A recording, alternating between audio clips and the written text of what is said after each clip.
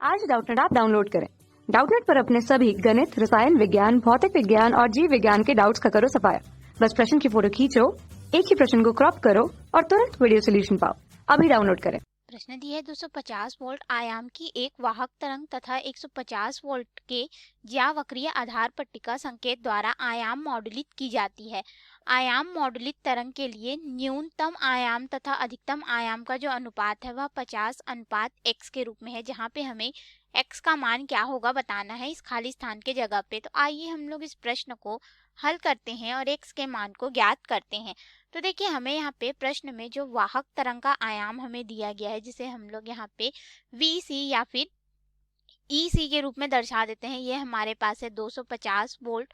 और जो मॉडुलित तरंग है हमारे पास यहाँ पे या फिर मॉडुलन सिग्नल का जो आयाम है जिसे हम लोग VM से दर्शाएंगे, ये हमारे पास है 150 वोल्ट के रूप में।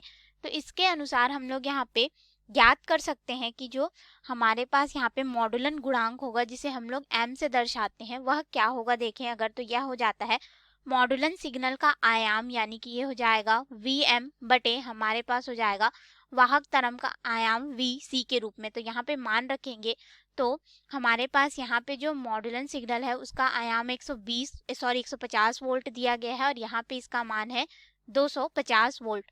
वोल्ट से वोल्ट कट जाएगा, ठीक है, और यह हमें गुणांक का मान मिल जाएगा। तो देखिए 0 से 0 कट जाएगा और ये हो जाएगा 5 से 3 बार में और ये हो जाएगा 5 से 5 बार में, यानी कि 3/5 के रूप में हमें प्राप्त होगा। इसे समीकरण 1 नाम दे देते हैं।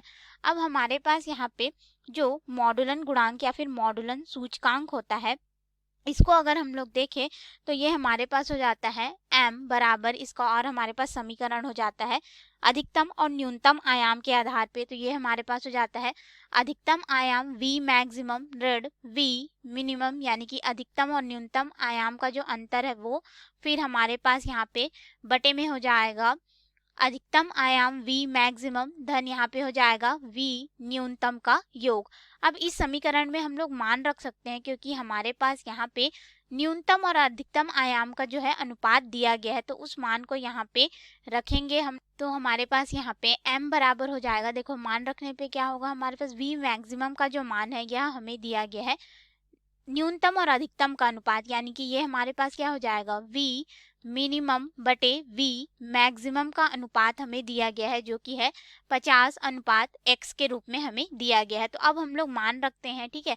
तो अधिकतम के लिए x हो जाएगा, न्यूनतम के लिए यहाँ पे 50 हो जाएगा, फिर हमारे पास यहाँ पे अधिकतम के लिए x हो जाएगा, फिर धन हो जाएगा 50, और m का मान हम लोग निकाल चुके हैं समीकरण 1 में 3/5 के रूप में। तो इसको भी यहाँ पे रख देंगे, तो ये हो जाएगा 3/5 बराबर x ऋण 50 बटे यहाँ पे हो जाएगा x धन 50। अब हम लोग यहाँ पे तिर्यक गुणा करेंगे और x का मान निकालेंगे, तो ये वाला पद इधर गुणा होगा, यानी कि ये हो जाएगा 3x धन 150, फिर यहाँ पे हो जाएगा बराबर में 5x ऋण यहाँ पे हो जाएगा 250 के रूप में।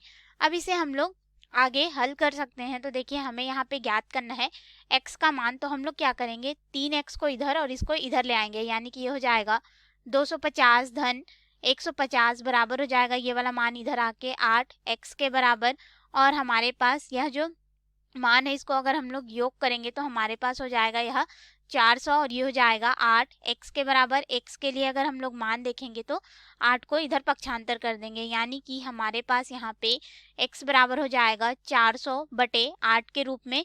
अब इसे हम लोग आगे हल कर सकते हैं। तो देखिए ये हो जाएगा 8 से 1 बार में और ये हो जाएगा 8 से 50 बार में, यानी कि जो x का मान है वह कितना हो जाएगा 50 हमें प्राप्त होगा। तो यही हमारे प्रश्न का उत्तर है। अब इसके अनुसार हम लोग यहाँ पे आएंगे अपने खाली स्थान में, तो यहाँ पे x का मान कितना हो जाएगा 50, और ये रहा हमारे प्रश्न का उत्तर। धन्यवाद। कक्षा 6 से 12वीं से लेकर नीट, IIT, JEE वो एडवांस के लेवल तक 1 करोड़ से ज्यादा छात्रों का भरोसा। आज ही डाउनलोड करें डाउटनेट ऐप या व्हाट्सएप करें अपने सारे डाउट्स 8400 400 400 पर।